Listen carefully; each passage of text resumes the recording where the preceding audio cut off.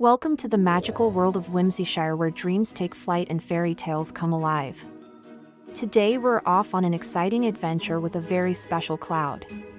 In the peaceful town of Flowerlight, nestled amidst rolling hills and fields of shimmering dewdrops, lived a cloud unlike any other. Her name was Rainbelle, and instead of being white like the cotton candy clouds dotting the sky, she shimmered with all the vibrant colors of the rainbow: red, orange, yellow, green, blue, and violet. Every morning when the sun peeked over the horizon, Rainbelle would wake up in the soft embrace of the eastern clouds. As the first rays of sunlight touched her, she would begin to glow. Her body would swirl and shift, taking on the hues of the rising sun. Then she would float gently through the sky, leaving a sparkling trail of colors that danced and shimmered with every movement. Children in Flowerlight loved Rainbelle. They would spend their days playing in the fields, and their eyes would always be searching for her. When they saw her floating through the sky, they would run outside waving at her and singing musical notes: "Rainbelle, Rainbelle, fly up high. Paint our sky, don't be shy." Musical notes to them, Rainbelle wasn't just a cloud, she was a friend. A friend who brought joy and wonder into their lives with her ever-changing colors. But not everyone shared the townspeople's delight in Rainbelle's beauty. There was a grumpy old cloud named Grumpo who lived on the outskirts of Whimsyshire. Grumpo was a big, gray, heavy cloud, and his heart was as gloomy as the gray skies he brought with him.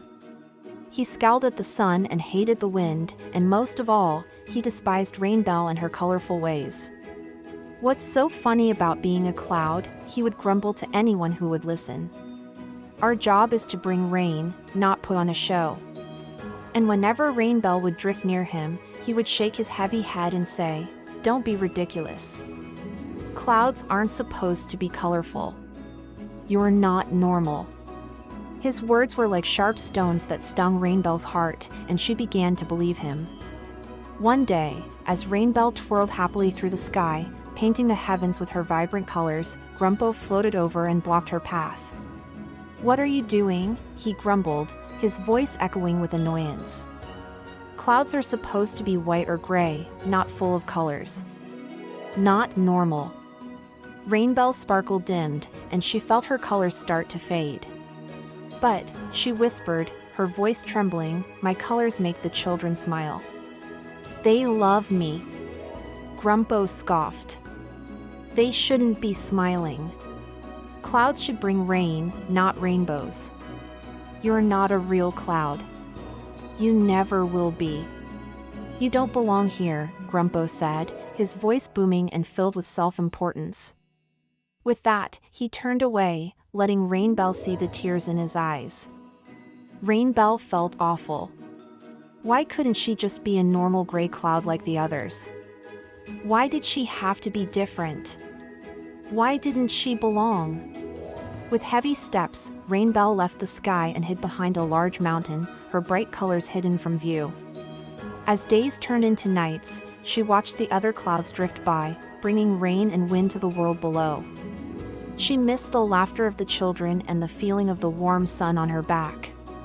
But most of all, she missed herself, the colorful, sparkling cloud who brought joy to all who saw her.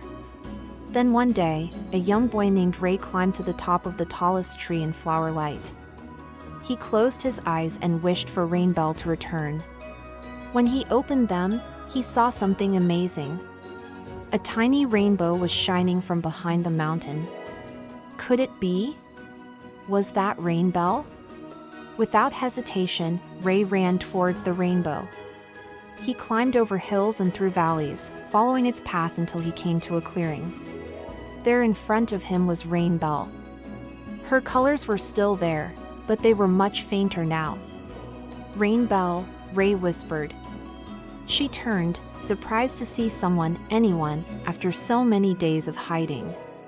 Ray approached cautiously, holding out a cookie and a glass of water. "I found you," he said softly. "Do you want some water and a cookie? And then maybe, just maybe, you can show us your beautiful colors again." Rainbelle hesitated, unsure if she could trust him, but something in Ray's kind eyes made her take the offering. As she drank the water, she felt a surge of energy. She took a bite of the cookie and it tasted like sunshine and happiness. For the first time in days, she felt a smile tugging at her corners. Suddenly, Grumpo appeared, his dark form blocking the sun. "Leave her alone," he thundered. "She doesn't want to be found." Ray stood his ground, his eyes never leaving Grumpo. "I know she's scared, but she's also sad because she misses making people happy with her colors. Don't you, Rainbelle?" Rainbelle looked at the ground, her colors dimming slightly. I don't know." "Please," Ray pleaded, holding out a hand to her. "Show us your colors again. Please." Rainbelle hesitated, then reached out a tentative tendril and touched Ray's hand. As their hands met, a burst of color erupted from her, bathing the clearing in all the colors of the rainbow. Grumpo recoiled, shielding his eyes from the sudden brightness. "Stop it," he snapped, but his voice lacked its usual authority. Rainbelle's colors swirled around her, growing brighter and stronger with each passing moment. Then, with a deep breath, she soared into the sky, leaving a sparkling trail in her wake. Her colors shone brilliantly, painting the sky with joy and wonder. All the children in Flowerlight rushed outside, their faces upturned towards the sky. They cheered and danced, their laughter echoing through the town. Rainbelle twirled and dipped, her colors mingling with the soft cotton clouds, creating a masterpiece of light and color. Even the adults couldn't help but smile as they watched the spectacle above. Seeing this, Grumpo's frown slowly faded, replaced by a look of wonder. He shuffled closer to the others, peeking over their shoulders as he watched Rainbelle dance in the sky. A small smile touched his lips. Maybe, just maybe, being different wasn't so bad after all. From that day forward, Rainbelle continued to grace the skies of Flowerlight with her beautiful colors. She learned that being different didn't make her less of a cloud.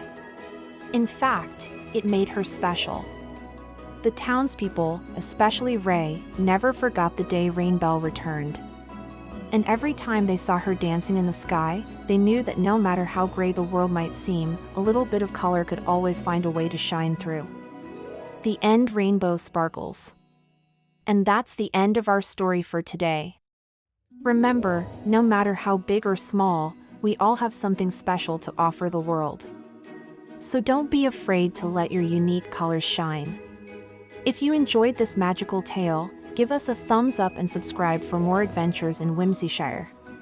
Until next time, keep an eye on the sky and a smile on your face because magic is all around us if we just believe.